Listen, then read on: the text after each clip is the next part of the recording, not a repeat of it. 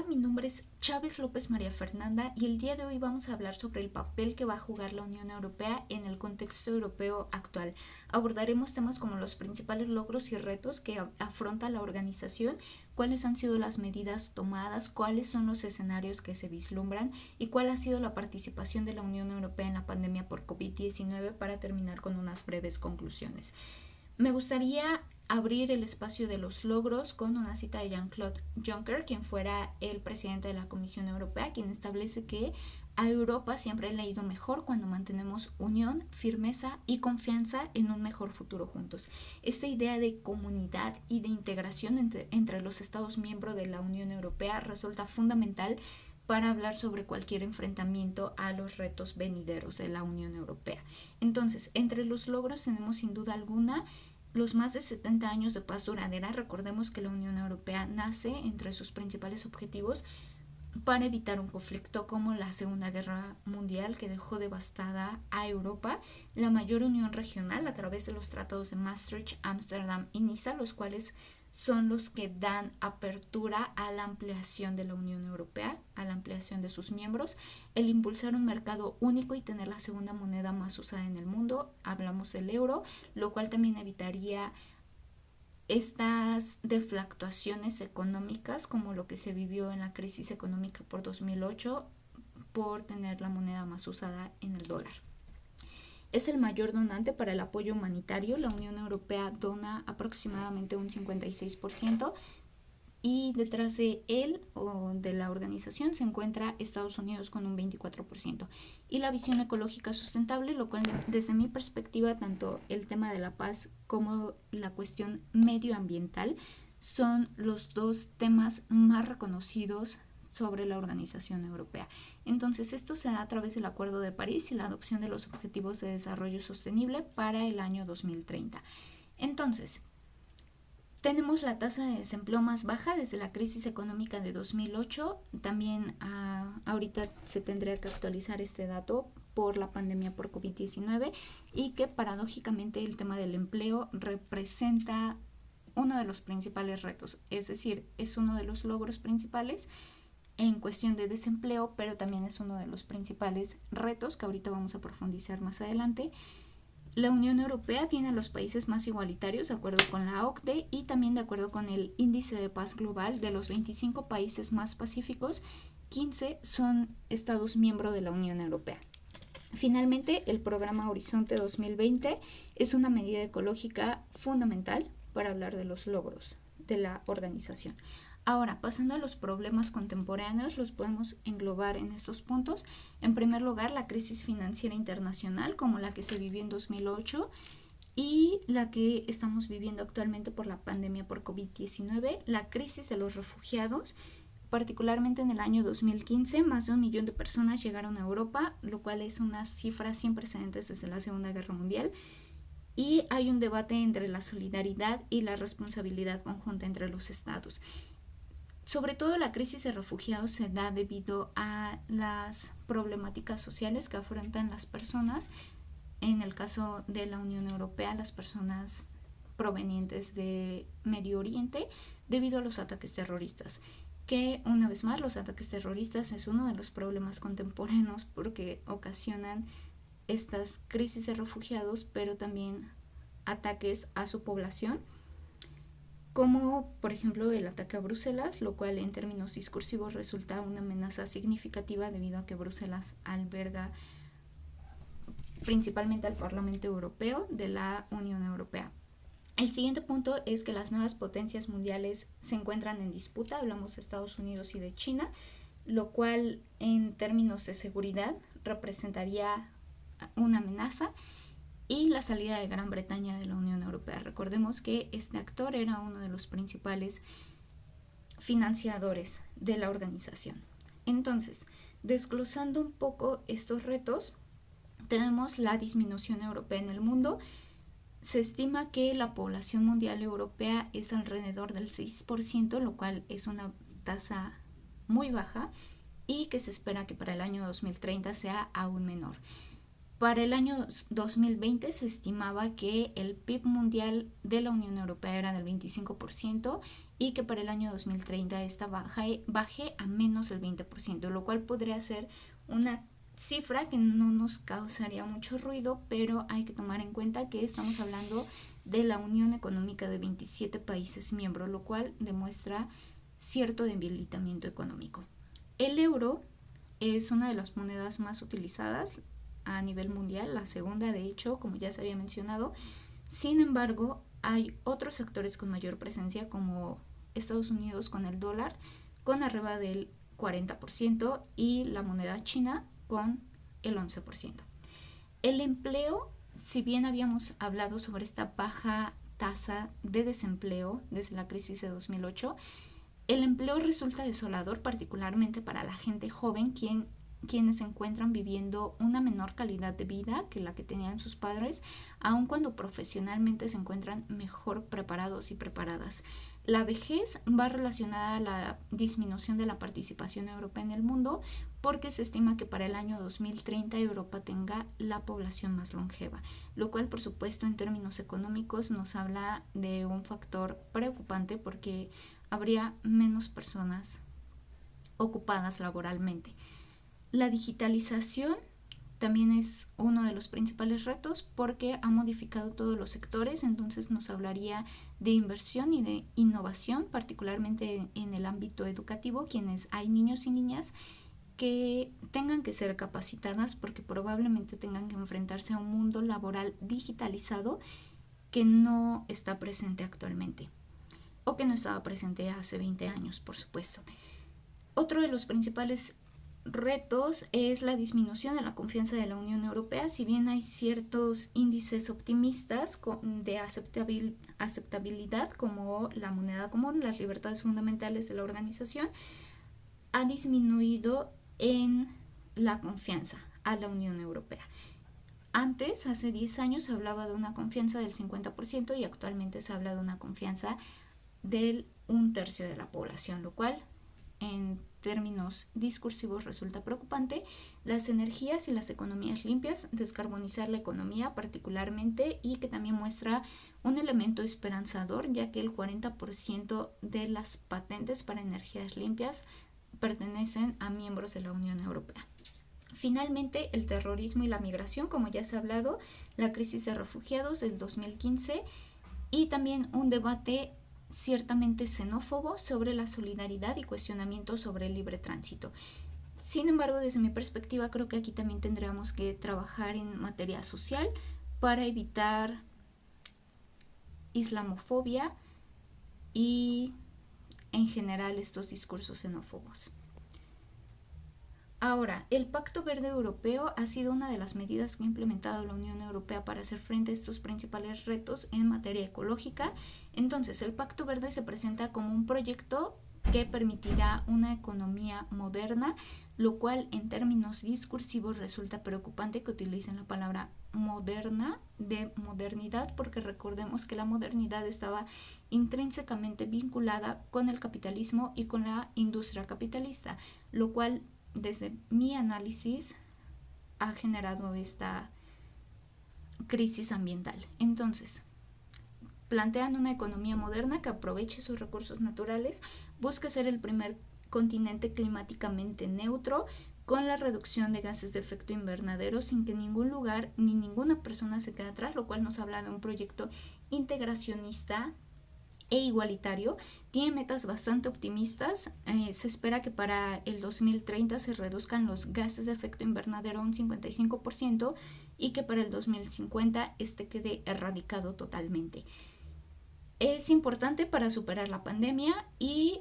se lograría, esto también aumentaría, de lograrse aumentaría el bienestar y la salud de las ciudadanas y ciudadanos miembros de la Unión Europea, y se espera que se haga a través de medidas como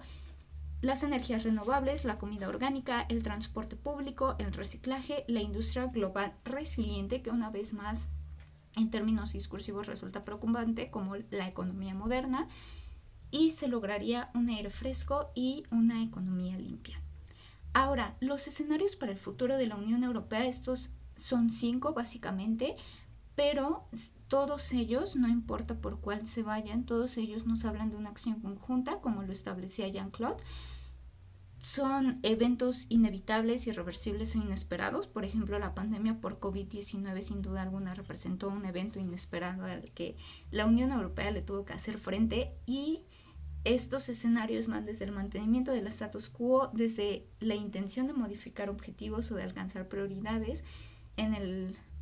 supuesto de que estas acciones sean reversibles, y los saltos en colectivo. Entonces, el primer escenario nos plantea esta posibilidad de seguir igual a través del cumplimiento de reformas estructurales de manera conjunta en términos de empleo, de la unión económica y monetaria a través de la zona euro, la seguridad y migración, particularmente la lucha contra el terrorismo y el control de fronteras, para lo cual se crea la Guardia Europea de Fronteras, la política exterior desde una sola voz, es decir, solamente desde la Unión Europea, pero recordemos que la Unión Europea tiene ciertos mecanismos de democratización que permite representar a todos los países miembros, y la Unión Económica y Monetaria. Entonces, ejemplos para este primer escenario tenemos, por ejemplo, el tránsito libre de fronteras dentro de la Unión Europea sin controles para los ciudadanos y ciudadanas cuyos estados pertenezcan a la Unión Europea. El segundo escenario se basa en un solo mercado único, lo cual, si se opta por este segundo escenario, la única razón de existir de la Unión Europea sería precisamente el mercado único, para lograr una unión económica y monetaria de la zona euro, lo cual agilizaría los intercambios comerciales en términos de importación y exportación, un financiamiento para el mercado único y complementar las regulaciones, por ejemplo, el empleo transfronterizo, que ahorita más adelante vamos a abordar un poco más el tema, pero hay mucho empleo cuyas regulaciones se encuentran a nivel nacional y no están reguladas a nivel transfronterizo. El tercer escenario tiene que ver con que los que desean más hacen más, particularmente que algunos países se involucren en ámbitos específicos. ¿Cuáles ámbitos? Los que tengan mayor consenso, los cuales van a ser en términos sociales, en presupuesto común, como el euro y el espacio Schengen, la defensa en términos de legalidad, la industria común, la legislación de la Unión Europea para derechos humanos, y ejemplos de esto tenemos la investigación de los delitos transfronterizos, el Código Común de Derecho Mercantil y los 21 estados que tienen mismos derechos laborales sin importar la nacionalidad, lo cual también nos remite al segundo escenario sobre el mercado único. Es decir, pensemos en estos escenarios como algo que se puede ir intercalando, no son exclusivos, son vinculantes.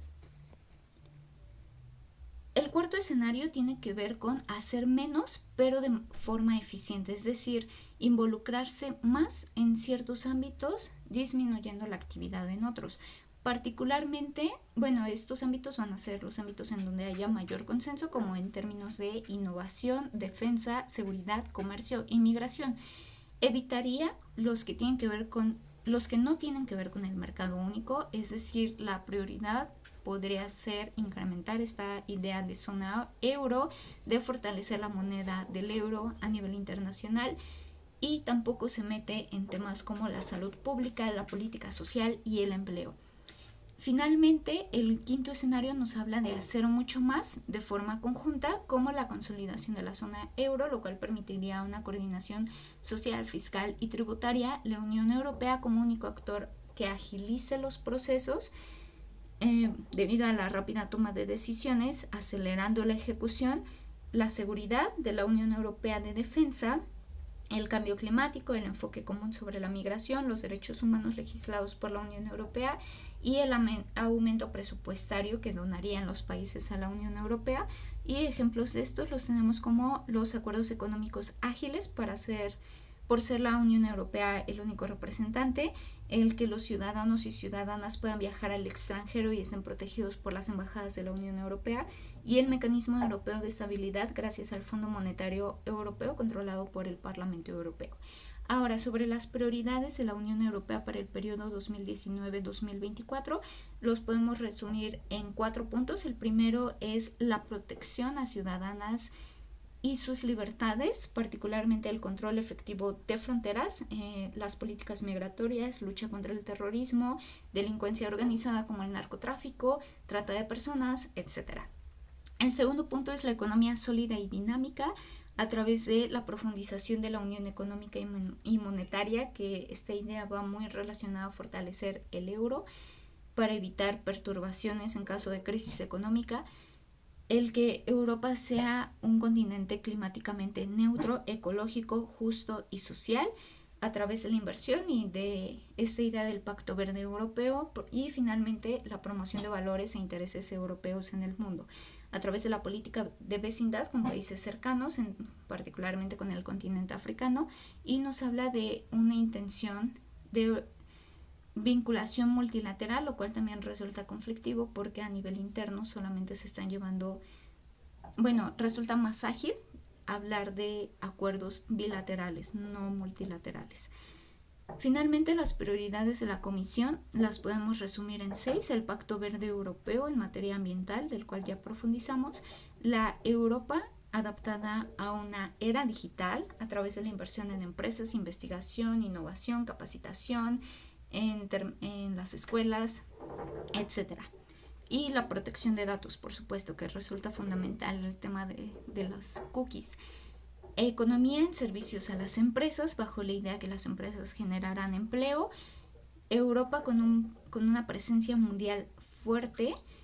a través de la promoción del comercio, la apertura de las fronteras, las crisis militares, etc. Promover el estilo de vida europeo, particularmente esta idea de los derechos fundamentales y del Estado de Derecho, que desde mi perspectiva tiene una vinculación histórica muy fuerte con estas ideas de la ilustración y la participación ciudadana, y reforzar la democracia en la Europa, o particularmente la Unión Europea. Finalmente, la propuesta común de la Unión Europea a la COVID-19 se da a través de la movilización de sus medios para llevar a cabo un registro de la información y de los casos positivos de forma neutral en el avance de la pandemia. Se han implementado medidas como el Plan de Recuperación para Europa, el cual se basa en un financiamiento económico que busca ayudar a proteger los empleos, a reactivar la economía, y se ha llevado a cabo en países como Estonia y Finlandia. El objetivo, por supuesto, es aprovechar el presupuesto que tiene la Unión Europea, y finalmente la Unión Europea ha luchado en contra de la información falsa. Finalmente, pasando al apartado de conclusiones, tenemos en primer lugar que la Unión Europea sí ha cumplido exitosamente con su principal objetivo de mantener la paz, o uno de sus principales objetivos en la región. Sin embargo, resulta preocupante esta discursiva de defensa en donde establece que el soft power ya no está siendo suficiente para afrontar los posibles riesgos que se puedan vislumbrar debido a la rivalidad entre las potencias de Estados Unidos y China. La reconfiguración mundial, en donde se mostró un ascenso estadounidense a finales de la Segunda Guerra Mundial y recientemente el chino, particularmente a finales de la década de los 90, pero más recientemente en los últimos años, dificulta el reposicionamiento hegemónico mundial europeo. La Unión Europea aspira a ser internacional en su capacidad de relacionarse, como lo vimos a lo largo de la presentación, pero incluso el hablar de acuerdos multilaterales resultan un poco conflictivos cuando, como ya se mencionó, la Unión Europea está llevando a cabo en temas económicos y de seguridad varios acuerdos bilaterales, como que los prioriza sobre los multilaterales. Sin duda, el medio ambiente es la actuación más sobresaliente en las últimas 2 décadas de la región. Sin embargo, vale la pena cuestionarse por qué la organización no está deconstruyendo la producción capitalista al interior y exterior de Europa, particularmente la dinámica económica que se ha dado a raíz de la globalización, como las cadenas globales de valor, que sin duda sí disminuyen los gases de efecto invernadero al interior de los países de Europa, pero se está presentando un incremento considerable en los países periféricos, en donde se establecen estas empresas transnacionales, La Unión Europea busca promover valores e intereses europeos en el resto del mundo, pero está representando una medida autoritaria y homogeneizante que no está abierta al diálogo.